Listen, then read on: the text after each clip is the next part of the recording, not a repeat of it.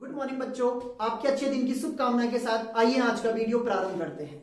आज का जो वीडियो होगा यह कक्षा 12वीं के लिए होगा और आज के वीडियो में हम यंग्स के डबल स्लिट एक्सपेरिमेंट के बारे में पढ़ेंगे। यंग्स ने यह प्रैक्टिकल जो व्यतिकरण की घटना है, इंटरफेरेंस जो होता है लाइट का, उसको एक पर्दे पे दिखाने के लिए प्रयोग किया था।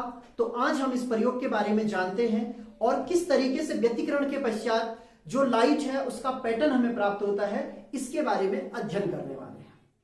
तो सबसे पहले हम अध्ययन करते हैं कि हमने जो पिछले वीडियो में देखा या हमने जो पिछला टॉपिक पढ़ा था, उस टॉपिक में हमने पढ़ा कि किस तरीके से जब दो या दो से अधिक तरंगे एक साथ एक ही माध्यम में चलती हैं तो वे तरंगे एक दूसरे के साथ सुपर इंपोज हो जाती हैं।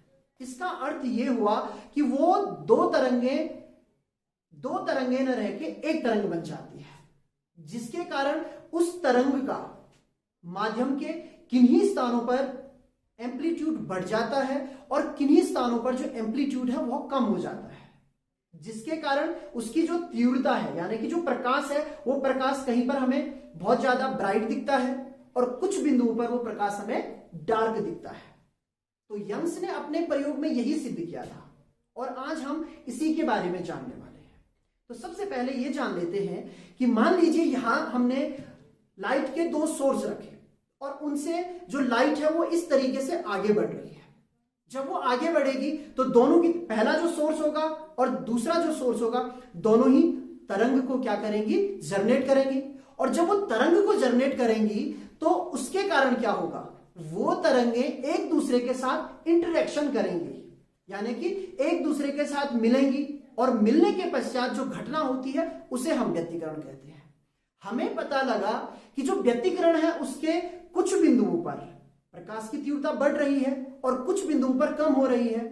तो हम क्या करेंगे, इसी को प्रैक्टिकल करने की कोशिश करेंगे। अब आप भूल जाइए कि यंग ने यह प्रैक्टिकल किया है। आप खुद सोचिए कि माना यहां पर कोई प्रकाश के दो सोर्स हैं और आपको आगे देखना है कि किन किन बिंदुओं पर, मान लीजिए ये माध्यम है, यहां बीच में माध्यम है, इस माध्यम के किन किन बिंदुओं पर प्रकाश की तीव्रता बढ़ती है और किन बिंदुओं पर कम होती है।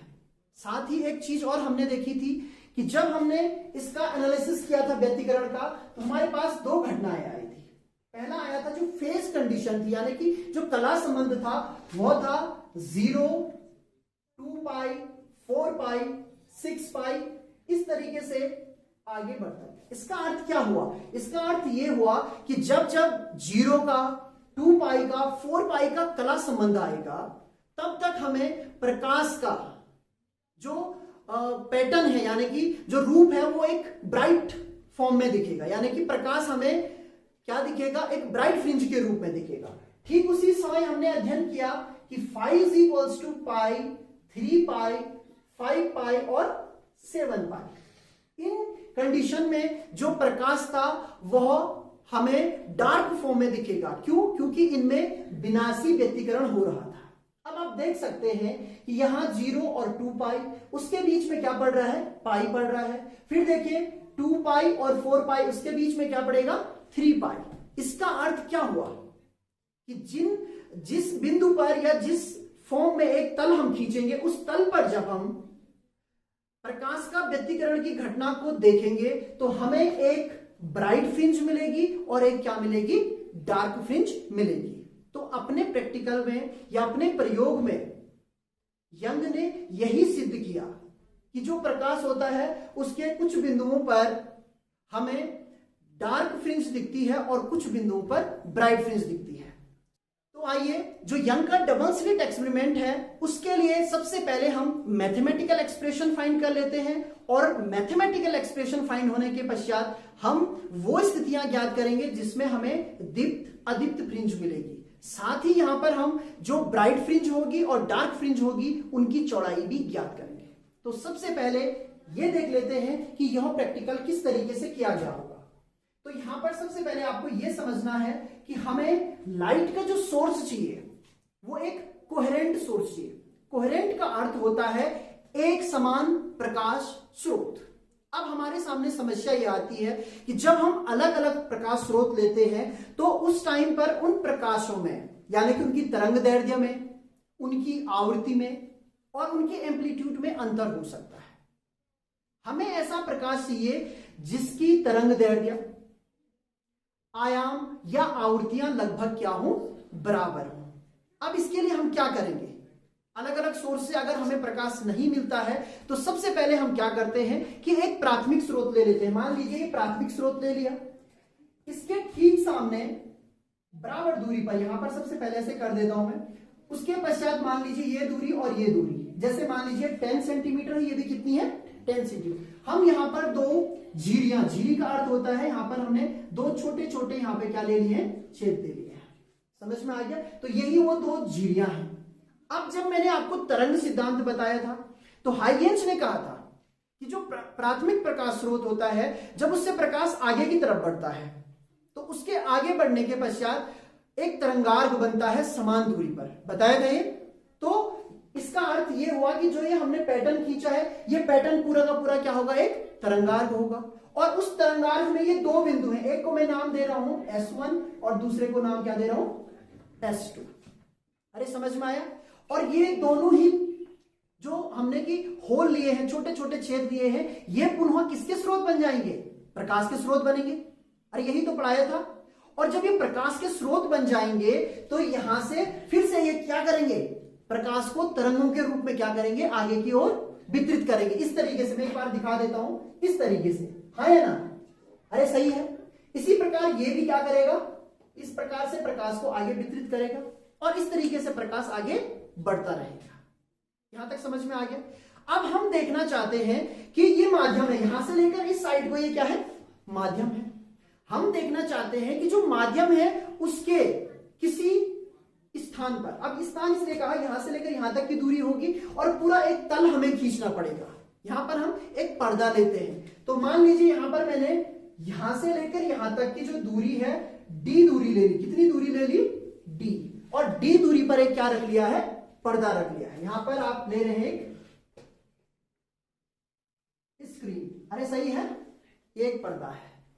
अरे सही है। अब इस पर्दे पर हमें देखना है कि जो प्रकाश है वो ब्राइट कहां पर है और डार्क कहां पर है। तो विभिन्न बिंदु आएंगे।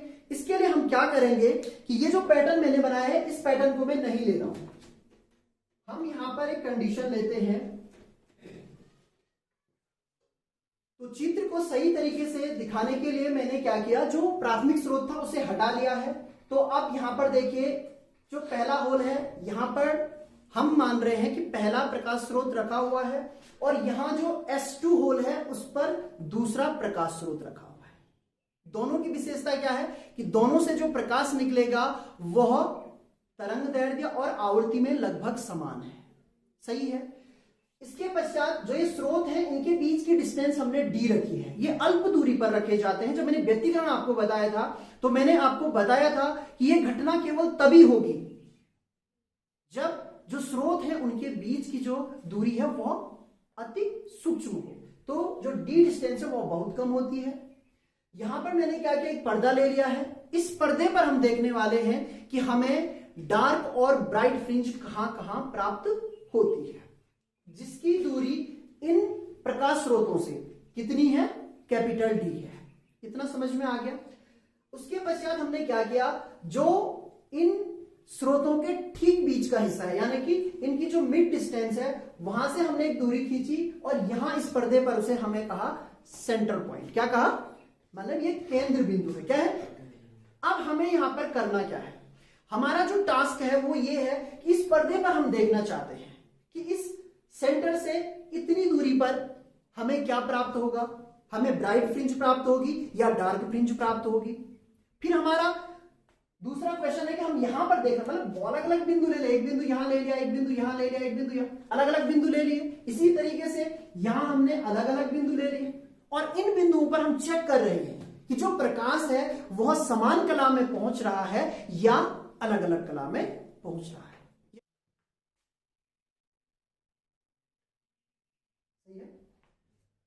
तो हम जो सेंटर पॉइंट है, पर्दे का जो सेंटर पॉइंट है, उस सेंटर पॉइंट से वाई डिस्टेंस पर यह देखना चाहते हैं कि एक डार्क फ्रिंज बनती है या ब्राइट फ्रिंज बनती है। इसके लिए हमने क्या किया, यहां से लेकर यहां तक प्रकाश का गमन दिखाया जिसे हम दिखा रहे हैं S1P से, यहां से लेकर यहां तक प्रकाश का गमन दिखाया जिसे हम किससे दिखा रहे हैं S2P से। अरे सही है। अब हो सकता है जो ये P बिंदु है, इस P बिंदु पर S1 से आने वाला प्रकाश और S2 से आने वाला प्रकाश समान कला में पहुंचे, या हो सकता है विपरीत कला में पहुंचे। यदि समान कला में पहुंचेगा तो क्या होगा, अरे ब्राइट फ्रिंज बनेगी, और यदि किस में पहुंचे असमान कला में तो क्या बनेगा, डार्क फ्रिंज बनेगी। तो यही चीज हमें यहां पर फाइंड करनी है। इसके लिए हम क्या करते हैं, यहां पर सबसे पहले इनका पथांतर निकाल लेते हैं। अब पथांतर निकालना है आपको, ये मान लीजिए कि आप एक उंगली बड़ी है एक छोटी है, आप ये देखना चाहते हैं कि ये बराबर कब होंगे, तो इतना हिस्सा आपको हटाना पड़ेगा। वही काम यहां पर हुआ। एक लाइन ये है जिसको आप S1P कह रहे हैं, दूसरी लाइन ये है S2P, कितनी ज्यादा है, तो यहां से आप क्या करेंगे, लंब ड्रॉ करेंगे। क्या करेंगे, लंब ड्रॉ। एक नॉर्मल आप यहां से ड्रॉ कर देंगे। तो मान लीजिए यहां पर इसका मान n है, क्या है, n है। यहां पे दो चीजें होती है, एक कोण यहां पे बनता है, मान लीजिए कोण थीटा है, क्या है, इसी कोण को हम कहते हैं कलांतर। क्या कहते हैं, कलांतर। ये जो कोण हमें दिखाएगा ये कलांतर दिखाएगा, फेज कितना है उन दोनों के बीच में, ये इनके कला का अंतर दिखा रहा है। और यहां से लेकर यहां तक यानी कि जो S2N है ये क्या दिखाएगा बेटा, पथांतर। अरे क्या दिखाएगा, पथांतर। समझ में आ गया। तो हमें यहां पर पथांतर ही निकालना है। अब पथांतर निकालेंगे तो हमें ऑलरेडी रिलेशन पता है। कौन सा रिलेशन पता है, कल हमने फाइंड किए थे रिलेशन, पथांतर के लिए भी किए थे और किसके लिए भी किए थे, कलांतर के लिए। तो सबसे पहले हम यहां पर क्या फाइंड करने वाले हैं, S2N। क्या करने वाले, इसके लिए हम क्या करेंगे, हम यहां से एक लाइन ड्रॉ कर देंगे, इसी तरीके से S2 से भी एक लाइन ड्रॉ कर देंगे। और ये तीनों लाइन यानी कि मैं इनको नाम देता हूं, इसे देता हूं A नाम, इसे देता हूं B नाम। यानी कि यहां पर S2A, दूसरी लाइन इसको सेंटर पॉइंट ले लेते CO और S1B। ये सब की सब क्या है, एक दूसरे के समांतर है। क्या है, समांतर है। तो इन सब की डिस्टेंस कितनी होगी, D डिस्टेंस होगी। अरे कितनी होगी, समझ में आ गया इतना। अब आगे बढ़ते हैं, फिर ये वाली डिस्टेंस कितनी होगी, S2 से लेकर C की डिस्टेंस कितनी होगी। मैंने कहा, क्या कहा था आपको, ये जो लाइन खींची है कहां से खींची है, सेंटर पॉइंट से। अरे कहां से खींची है, इसका अर्थ ये हुआ कि ये डिस्टेंस है D/2। कितनी है, ध्यान से। फिर ये वाली डिस्टेंस CS1 ये भी कितनी है बेटा, D/2। तो आपको समझ में आ गया, यानी कि जो AO और OB डिस्टेंस है वो दोनों की दोनों कितनी है, D/2 है। ये अलग से लिख लेता हूं, OA D/2 है और OB भी D/2 है। कोई दिक्कत तो नहीं है, यहां तक समझ में आ गया। अब हम चाहते हैं कि जो P बिंदु है उस पर एक डार्क फ्रिंज बनती है या ब्राइट फ्रिंज बनती है, उसकी स्थिति हमें ज्ञात करनी है। तो इसके लिए A से और B से हम P की डिस्टेंस देख लेते हैं। तो देखिए AP का मान क्या होगा, D/2 और प्लस क्या हो जाएगा Y। एग्री हो, अरे इतनी डिस्टेंस ये है, कितनी है डिस्टेंस, D/2 है। और यहां से लेकर यहां तक की डिस्टेंस कितनी है, Y है। तो कितनी डिस्टेंस हो गई, D/2 प्लस Y। और इसी तरीके से BP निकालेंगे तो वो Y माइनस D/2 आ जाएगी। यहां से लेकर यहां तक क्या है, Y है। और वो छोटी डिस्टेंस ये वाली है, OB वाली, कितनी है, तो ये बहुत इजी है, ये समझ में आ गया आपको। तो डिस्टेंसेस हमको पता लग गई है। अब हमें निकालना है पथांतर। क्या निकालना है, इसके लिए हम क्या करते हैं, एक बार हम लेते हैं S1BP। ये कैसा ट्राइंगल होगा, राइट एंगल ट्राइंगल होगा, समकोण त्रिभुज। क्या होगा, क्योंकि यहां पे कितने डिग्री का कोण है, 90 डिग्री का कोण। दूसरा त्रिभुज हम लेंगे S2P और A, और यहां पे भी कितने डिग्री का कोण होगा, 90 डिग्री का। तो दोनों ही समकोण त्रिभुज हैं। तो जो हमने समकोण त्रिभुज की प्रॉपर्टी पढ़ी है, जिसके अनुसार कर्ण का वर्ग बराबर होता है लंब का वर्ग धन आधार का वर्ग, उसका हम यहां पर प्रयोग करेंगे। तो सबसे पहले देखिए, इन ट्राइंगल, कौन सा वाला ट्राइंगल ले लेते हैं, S1BP, राइट। इस ट्राइंगल में क्या हो जाएगा बेटा, S1P² इज इक्वल टू, ये वाला है ना, 90 के सामने क्या होता है, कर्ण होता है। अरे क्या होता है, कर्ण। तो इसका स्क्वायर इज इक्वल टू क्या हो जाएगा, S1B² और प्लस क्या हो जाएगा, BP²। कोई दिक्कत तो नहीं है, यहां से लेकर यहां तक की डिस्टेंस इसे आधार मान लीजिए, और ये वाली डिस्टेंस इसे क्या मान लीजिए, लंब मान लीजिए। अरे क्या मान लीजिए, तो ये कर्ण का वर्ग, आधार का वर्ग धन लंब का वर्ग। इसी प्रकार से S2P ज्ञात कीजिए, तो इसका स्क्वायर इज इक्वल टू क्या हो जाएगा, S2A स्क्वायर हो जाएगा, S2A प्लस क्या हो जाएगा, AP स्क्वायर।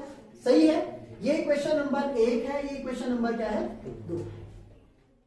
राइट, फिर क्या कीजिए, इक्वेशन 2 को 1 से आपको क्या करना है, सबट्रैक्ट करना है, घटा देना, उसको माइनस कीजिए। तो देखिए S2P square minus S1P square is equals to, यहां देखिए S2A square plus AP square minus S1BE square plus BP square. कोई प्रॉब्लम तो नहीं, यहां तक बहुत इजी है, इसमें कुछ भी दिक्कत नहीं है, अच्छे समझ में आ गया होगा। यहां देखिए A square minus B square, हम उसका फॉर्मूला लगाएंगे तो क्या हो जाएगा, S2P माइनस S1P, फिर S2P प्लस S1P। समझ में आ गया, कौन सा फॉर्मूला लगाया मैंने, A माइनस B और A प्लस B, ये था A स्क्वायर माइनस किसका, B स्क्वायर का फॉर्मूला। अरे समझ में आया, क्यों किया ऐसा, क्योंकि हमें चाहिए S2P माइनस S1P, ये वाली चीज, ये S2N है जो, सही है। इसके पश्चात देखिए यहां पर क्या क्या कैंसिल हो रहा है, ध्यान से देखिए, जो कौन सी डिस्टेंस है S1B और जो S2A, ये दोनों बराबर होंगी या नहीं होंगी, अरे होंगी, क्यों होंगी, दोनों का मान क्या है, D के बराबर है, तो ये कैंसिल कर दूं, अरे कर दूं, ये और ये क्या हो जाएंगे, कैंसिल। अब हमारे पास क्या बचा, AP square minus BP square, यहां पर देखिए ये माइनस होना चाहिए था, बाहर से माइनस था ना, तो यहां पर क्या होना चाहिए था, माइनस होना चाहिए, ये बाई मिस्टेक हो गया, तो ये आपके पास वैल्यू आ गई। राइट, इसके पश्चात यहां पर देखिए, इस पे हम काम करेंगे, इसको मैं लिख देता हूं डेल्टा एक्स, क्या लिख देता हूं, ये पथांतर, एक्चुअली ये जो वैल्यू है ये S2N की वैल्यू है, S2N इज इक्वल टू होता है S2P माइनस S1P। कोई दिक्कत तो नहीं है, यहां तक समझ में आ गया। यहां पर ये जो वैल्यू है इस पे हम अभी काम करेंगे, थोड़ा देर में डिस्कस करता हूं इस पे। यहां सॉल्व कर लेते हैं, AP की वैल्यू क्या है, यहां पर देखिए AP इज इक्वल टू क्या है, y प्लस D अपॉन 2 का होल स्क्वायर, फिर minus y minus D by 2 का होल स्क्वायर। राइट, अब यहां पर आप फॉर्मूला ओपन कर दीजिए, y square plus D square upon 4 plus 2YD upon 2। Right, यहां पर ध्यान से देखिए, ये बाहर से माइनस है तो y स्क्वायर, फिर माइनस ही आएगा क्योंकि प्लस आता है ना, तो यहां पर क्या हो जाएगा, D स्क्वायर अपॉन 4 हो जाएगा, और फिर यहां पर माइनस आता है तो माइनस माइनस का क्या हो जाएगा, प्लस 2YD बाई 2। कैलकुलेशन बहुत अच्छा होना चाहिए, तब जाके फिजिक्स अच्छे से समझ में आती है। अभी हम फिजिक्स का कुछ भी नहीं पढ़ रहे हैं, अभी टोटल मैथमेटिक्स चल रहा है। जब एक्सप्रेशन हमारे पास आ जाएगा उसके पश्चात हम फिजिक्स को एक्सप्लेन करेंगे उस मैथमेटिकल एक्सप्रेशन के थ्रू। एक्चुअल में मैं बहुत बार आपको बताता हूं कि जो फिजिक्स है उसमें हमने जो मैथमेटिकल एक्सप्रेशन का प्रयोग किया है वो फिजिक्स को आसान बनाने के लिए किया है। इसीलिए कहता हूं कि जो फिजिक्स और मैथ्स दुनिया के सबसे इजी सब्जेक्ट भी है, सबसे टफ भी है।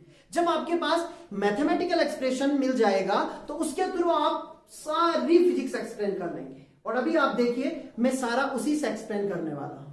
सही है, यहां तक आ गया, तो देखिए ये और ये कैंसिल, ये और ये, अरे सही है, 2 से 2 कैंसिल, 2 से YD बच रहा है, तो कितना बचा यहां पे, 2YD। अरे सही है, यही तो बच रहा है, एक YD यहां बचा, एक YD यहां बचा, 2 तो कैंसिल हो गए थे, तो क्या बचा हमारे पास, 2YD। ध्यान से, और इसको मैंने अभी सॉल्व नहीं किया है क्योंकि इसको समझाना है आपको, इसे अभी इसी तरीके से रहने देते। तो ये एक्सप्रेशन फिलहाल हमारे पास आ चुका है।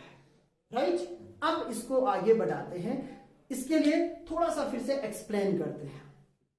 राइट, इस पे ध्यान दीजिए, हमने क्या किया कि जो S1 और S2 है उससे जब P बिंदु की दूरी निकाली तो जो P बिंदु है उसको हमने सेंटर से बहुत दूर रखा हुआ है। राइट, मान लीजिए जो P बिंदु है वो बिल्कुल सेंटर पर होता है, यहां पर होता है, ये सेंटर है हमारा, और P बिंदु कहां पर होता, बिल्कुल उसके नजदीक होता। अरे सही है, अच्छे से समझ लीजिए। जो P बिंदु है वो बिल्कुल सेंटर के नजदीक होता। तब आप जब यहां से डिस्टेंस खींचते तो इस तरीके से खींची जाती। अभी फिगर बिगड़ने वाली है आपकी। अरे सही है, खींच दिया मैंने। तो पहली लाइन ये है और दूसरी लाइन ये है, ये दोनों के दोनों लगभग D के बराबर होते हैं नहीं होते? यहां देखिए C से लेकर O तक की डिस्टेंस कितनी है? D है।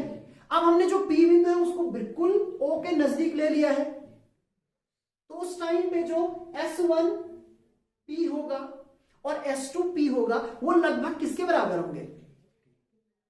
D के बराबर, कैपिटल D के बराबर। किसके बराबर? अरे समझ में आ रहा है, किसके बराबर होंगे?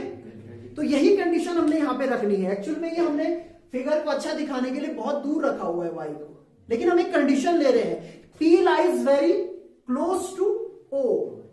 जो P बिंदु है वह O के अत्यधिक नजदीक है, बहुत नजदीक है। उस स्थिति में जो S1P और S2P है उनके मान क्या हो जाते हैं? बराबर। तो इसे मैं हटा देता हूं यहां से। कंडीशन क्या है? Let P lies very close to O, right? Hindi में क्या हो जाएगा? यदि P O के बहुत नजदीक है। अरे सही है। इस स्थिति में क्या हो रहा है? जो S1P है इज इक्वल्स टू, ये इक्वल टू तो नहीं है, इसको लगभग अप्रोक्सीमेट इक्वल कहते हैं, S2P और बराबर किसके होंगे बेटा? ये D के होंगे, राइट? तो इस एक्सप्रेशन में हम क्या लिख सकते हैं? डेल्टा X, अरे लिख सकते हैं D प्लस D और 2YD, यही तो होगा। ये स्मॉल d है, ऐसा हो जाएगा। इसके पश्चात ये 2D हो जाएगा, अरे है ना, और YD 2 से 2 क्या हो गया? यहां पर हम किस में इंटरेस्टेड हैं? हम Y में इंटरेस्टेड हैं, तो Y इज इक्वल्स टू हो जाएगा delta X D upon D। समझ में आया आपका? हम Y में क्यों इंटरेस्टेड हैं? मैं स्टार्टिंग से आपको प्रोग्रामिंग बता रहा हूं कि Y वो दूरी है जो कि सेंटर से हम देख रहे हैं। हम चाहते हैं कि जो पर्दा है उस पर्दे के सेंटर से Y दूरी पर एक बिंदु है, वो कोई भी बिंदु हो सकता है। मैंने कहा ना एक तरंगार्क हो सकता है। क्या हो सकता है? वो P बिंदु है, उस P बिंदु की दूरी है कहां से? सेंटर से। कहां से? तो Y तो इंपॉर्टेंट हुआ, हमें Y तो चाहिए कि एक्चुअल में। अब हम ये देखेंगे कि जो Y दूरी है उस Y दूरी पर ब्राइट फ्रिंज बनती है या डार्क फ्रिंज बनती है। समझ में आई? पूरी प्रोग्रामिंग समझ में आ गई। अब फिजिक्स आ गई है। अभी तक मैथमेटिक्स था, अभी तक क्या था? ये जितना कुछ हमने किया ये सब हमने इसको पाने के लिए किया। हमें पता लग चुका है जो हमारी थीम थी। थीम मैं स्टार्टिंग से आपको बता रहा हूं, थीम ये है कि हमें उस पर्दे पर एक बिंदु हमने लिया है जो कि सेंटर से कितनी डिस्टेंस पर है? Y दूरी पर है, और उस Y दूरी पर हमें क्या फाइंड करना है कि ये डार्क फ्रिंज है या ब्राइट फ्रिंज है। और उसके लिए हम क्या करेंगे? स्थितियों को रखेंगे। स्थितियां हमारे पास है। आज कौन सी स्थिति रखने वाले हम? पथांतर वाली। यहां देखिए कौन सी वाली रखने वाले हैं? अरे रखने वाले हैं ना। तो चलिए अब यहां पर पथांतर की स्थिति रखते हैं और उसके पश्चात इसको क्या करते हैं? सॉल्व करते हैं। तो जैसे ही कल मैंने आपको बताया था कि जो संपोषी और विनाशी व्यक्तीकरण है उनके लिए पथांतर की कंडीशन क्या क्या है। दो कंडीशनें बताई थी, एक कला संबंध था और एक क्या था? पथांतर का संबंध था। किसका था? तो यहां पर हम अपने रिजल्ट में डेल्टा एक्स देख रहे हैं, और डेल्टा एक्स क्या चीज है? पथांतर है। अरे क्या है? पथांतर। तो सबसे पहले हम यहां पे लेंगे फॉर कंस्ट्रक्टिव इंटरफेरेंस, राइट बेटा? इसको हम क्या कहते हैं? संपोषी व्यक्तीकरण। तो इसके लिए कंडीशन क्या है? Delta X is equals to N lambda था, यही था, और एन की वैल्यूज क्या थी? एन इज इक्वल्स टू था 0 1 2 3 और 2। सही है।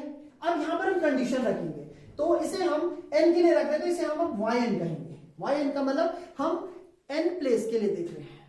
हम पहली, दूसरी, तीसरी कोई भी देख सकते हैं। जो हमारा मान है हो सकता है वो चौथा हो, क्या हो सकता है पांचवा हो सकता है पहला हो। तो इसे हम एन कह रहे हैं। क्या कह रहे हैं? N, right? तो एन की स्थिति क्या प्राप्त होगी? यहां पर आप इस वैल्यू को रख दीजिए, तो एन लैम्डा डी अपॉन क्या होगा बेटा? डी। समझ में आ गया? अरे सही है। अब आप एक एक के एन का मान रख लीजिए। मानो मैं पूछना चाहता हूं कि जो पहली ब्राइट फ्रिंज, अब क्योंकि संपोषी है तो ब्राइट बनेगी ना। अरे संपोषी वाली क्या बनेगी? आपने पूरा का पूरा सिस्टम जो है समझ लिया है। जो समकोषी व्यतिकरण है उससे ब्राइट फ्रिंज बनती है। क्या बनती है? और ये है वो ब्राइट फ्रिंज की स्थिति। हमने आज का जो हमारा प्रैक्टिकल है वो स्थितियां ज्ञात करने का है कि वो ब्राइट कहां पर बनेगी और वो डार्क कहां पर बने। तो हमें पता लगा वो कहां कहां बनती है। इसके लिए हम क्या करेंगे? एन की वैल्यूज रखेंगे। देखो एन की पहली वैल्यू क्या रखनी है? 0 0 रखेंगे तो बताओ n0 इज इक्वल टू क्या हो जाएगा? पूरा ही 0 हो जाएगा। कुछ समझ में आ रहा है? n की वैल्यू हमने 0 रखी तो y की वैल्यू क्या आ गई बेटा? 0। इसका अर्थ क्या हुआ? y का जो मान है वो शून्य है। इसका मतलब पहली जो चीज बन रही है वो कहां पे बन रही है? सेंटर पे बन रही भाई। शून्य दूरी, डिस्टेंस ही नहीं है। क्या नहीं है? अगर डिस्टेंस नहीं है तो इसका अर्थ ये हुआ कि जो पहली ब्राइट फ्रिंज बनती है, कंडीशन किसकी है? सारी ब्राइट फ्रिंजों की है। अरे समझ में आ गया? दीप्त जो फ्रिंज बनती है वो कहां पे बनती है? सेंटर में। तो पहला पॉइंट हमें समझ में आ गया कि जो ब्राइट फ्रिंज बनती है, दीप्त फ्रिंज बनती है, वो कहां पे बनती है? सेंटर पे बनती है। सबको समझ में आ गया? इसके पश्चात आप क्या रख लीजिए? वैल्यू 1। तो 1 रखेंगे तो लैम्डा डी अपॉन डी आएगा। ऐसे ही 2 रख लीजिए, 2 में क्या आएगा? 2 लैम्डा डी अपॉन डी। और इस तरीके से 3 रख लीजिए तो ये पोजीशन आपको मिलती जाएगी। समझ में आ गया? बहुत इंपॉर्टेंट चीज हमें पता लगी, वो ये लगी कि जो पहली ब्राइट फ्रिंज बनती है वो कहां पर बनती है? सेंटर पे बनती है। कहां पे बनती है? अरे सही है। अब दूसरी कंडीशन की तरफ चलते हैं। दूसरी कंडीशन है किसके लिए? विनाशी व्यतिकरण के लिए। किसके लिए है? डिस्ट्रक्टिव के लिए। अरे किसके लिए है? डिस्ट्रक्टिव। शॉर्ट में लिख देते इसे। तो यहां पे कंडीशन क्या होगी? डेल्टा एक्स की कंडीशन याद है आपको? 2n+1 लैम्डा बाई 2 था। अरे यही तो बताई थी, ये स्थिति थी। इस स्थिति को हम कहां पे रखेंगे? फिर से इसमें। ये है ना हमारा मेन एक्सप्रेशन। मैंने कहा ना जो मैथमेटिकल एक्सप्रेशन, अब हम फिजिक्स फाइंड कर रहे हैं। ये फिजिक्स पता लग गई हमें। जो पर्दा है उस पर्दे पर कहां ब्राइट बन रही है और अब हम प्राप्त कर रहे हैं कहां डार्क बन रही है। इस यहां पर भी जो n की वैल्यूज होंगी पहले वो याद होनी चाहिए आपको। n यहां भी कहां से स्टार्ट किया था हमने? आप कल वाला जो वीडियो था उसको जरूर देखें एक बार, है ना? तो ये स्थितियां थी 0 1 2 3 4। अरे ठीक, इन स्थितियों को मैं अब यहां जब इस एक्सप्रेशन में रखूंगा तो यहां भी yn लिखना चाहिए हमें। आप चाहे तो इसको डैश लिख सकते हैं। डैश का अर्थ डार्क के लिए। किसके लिए? डार्क के लिए है। तो यहां पे कंडीशन क्या हो जाएगी? 2n+1। ध्यान से। अरे सही है? लैम्डा डी और अपॉन 2d। ये 2 और ये d। समझ में आ गया? कोई दिक्कत तो नहीं है? बहुत इजी कैलकुलेशन। ये 2 कहां से आया? समझ में आ रहा है ना? तो जब आप पहली कंडीशन लिखते हैं 0 वाली, यानी कि n का मान आप जब क्या लेने वाले हैं? 0। तो यहां पर देखिए ये कंडीशन आएगी और ये वैल्यू 0 हो गई तो यहां पर बचेगा लैम्डा डी और अपॉन में क्या बचेगा? 2d। इसी तरीके से जब आप 1 रखेंगे तो 1 में आपके पास 3 लैम्डा डी अपॉन क्या आ जाएगा? 2d। और इस तरीके से आप आगे करेंगे तो फिर 5 लैम्डा डी अपॉन क्या बचेगा बेटा? तो ये सारी जो कंडीशंस हैं वो डार्क फ्रिंज के लिए। किसके लिए? डार्क फ्रिंज के लिए। अरे इतना समझ में आ गया? सारी जो डार्क फ्रिंजेस हैं वो इन कंडीशन में आपको मिलेगी, इन स्थितियों पे मिलेगी। कौन सी स्थिति पे मिलेगी? Lambda D upon 2d। यहां पर अब सबसे इंपॉर्टेंट ये है, d आपको पता है क्या चीज है? डिस्टेंस। किसके बीच? उन दो झिरियों के बीच। जो स्लिट्स हमने ली है उन दो झिरियों के बीच ये डिस्टेंस है d। कैपिटल D पता है? यह डिस्टेंस है उन दो झिरियों और पर्दे के बीच। और लैम्डा सबसे मुख्य है। लैम्डा उस प्रकाश की तरंग दैर्ध्य है जो कि आपने प्रयोग किया है। अब देखिए अलग अलग होगा तो लैम्डा के मान अलग अलग होंगे, लेकिन जब हम दोनों प्रकाश स्रोतों में एक ही प्रकाश लेंगे तो लैम्डा की वैल्यू क्या होगी? एक समान होगी। समझ में आया? इसलिए हम यहां पर कोहेरेंट सोर्स लेते हैं। अरे ये स्थितियां समझ में आ गई? सही से समझ में आ गई?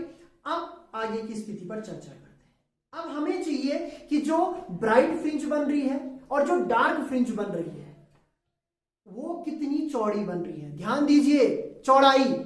तो इसके लिए सबसे पहले मैं आपको बताता हूं कि फ्रिंज बनती कैसे है और उसके पश्चात फिर उनकी चौड़ाई की बात करेंगे और उसके लिए हम क्या फाइंड करेंगे? एक्सप्रेशन भी फाइंड करेंगे। तो यहां पर आप देखिए पर्दे पर हमें जो फ्रिंजेस मिलती है वो इस तरीके से मिलती है। यहां पर जो ये व्हाइट कलर है इसे मैंने ब्राइट फ्रिंज नाम दिया है, यानी दीप्त दिया है। क्या दिया है? दीप्त। तो ये केंद्रीय है। केंद्रीय के बाद मैंने कुछ डार्क फ्रिंज ऊपर की तरफ दिखाई है और कुछ डार्क नीचे की तरफ दिखाई है। तो आप देख सकते हैं केंद्रीय के बाद ऊपर की तरफ क्या है, डार्क, और नीचे की तरफ भी क्या है, डार्क। उसके पश्चात फिर दीप्त, अदीप्त, दीप्त, अदीप्त। इसके अलावा आपको एक और चीज देखनी चाहिए। यहां पर मैंने कोशिश की है कि ये जो दीप्त और अदीप्त फ्रिंजेस बनी है उन सब की चौड़ाई बराबर है। सही है, ये जो चौड़ाई है, ये वाला गैप कहें चाहे ये वाला, ये लगभग क्या है, बराबर। लगभग के ये बराबर होता है। हो सकता है मेरे बनाने में कम ज्यादा हुआ हो, लेकिन ये जो चौड़ाई है वो हमेशा क्या होती है, बराबर होती है। तो ये एक और विशेषता है। व्यक्तिकरण में जो ब्राइट फ्रिंज और डार्क फ्रिंज हमें मिलती है उनकी चौड़ाई हमेशा क्या होती है, समान होती है।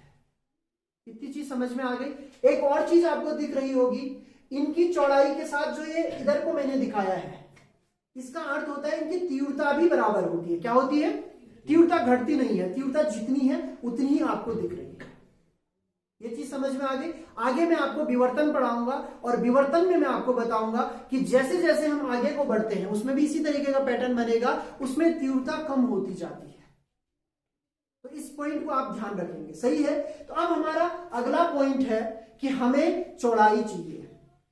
क्या चाहिए, डार्क फ्रिंज की भी और ब्राइट फ्रिंज की भी। तो इसको हम कैसे फाइंड करेंगे, यहां देखिए हमने जैसे फाइंड किया वैल्यू, वाई एन की वैल्यू क्या थी ब्राइट के लिए, N lambda D upon D. अरे यही थी, ये ब्राइट के लिए है ही कंडीशन। अरे है, यही तो कंडीशन है। सही है।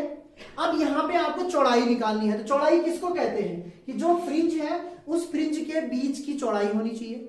तो हम क्या करेंगे, जो पहली फ्रिंज होगी दूसरी फ्रिंज होगी उसको एक दूसरे से घटा देंगे, यानी कि माइनस कर देंगे। क्या कर देंगे, माइनस, और उससे हमें उनकी चौड़ाई का पता लग जाएगा। भाई देखिए यहां केंद्रीय है, केंद्रीय से लेकर यहां तक की दूरी ये ब्राइट की दूरी है। अरे सही है। फिर दूसरे ब्राइट की दूरी होगी, तो उनको जब हम माइनस कर देंगे तो उनके बीच की जो डिस्टेंस होगी वो उनकी चौड़ाई बताएगी। क्या बताएगी, चौड़ाई। तो चौड़ाई निकालने के लिए आप यहां पर इसको सॉल्व कीजिए। इसका तरीका ये है, एक 1 वैल्यू निकाल लीजिए तो लैम्डा डी अपॉन डी निकल गया। एक 2 निकाल लीजिए तो 2 लैम्डा डी अपॉन डी निकल गया। अब आपको चौड़ाई निकालनी है तो y2 माइनस y1 कर दीजिए। अरे कर दे तो क्या होगा, 2 upon D minus lambda D upon D. सही है। तो यहां पे क्या हुआ, ये माइनस हो गया, लैम्डा डी अपॉन डी बच रहा है ना, इसको हम बीटा कहते हैं। क्या कहते हैं, बीटा।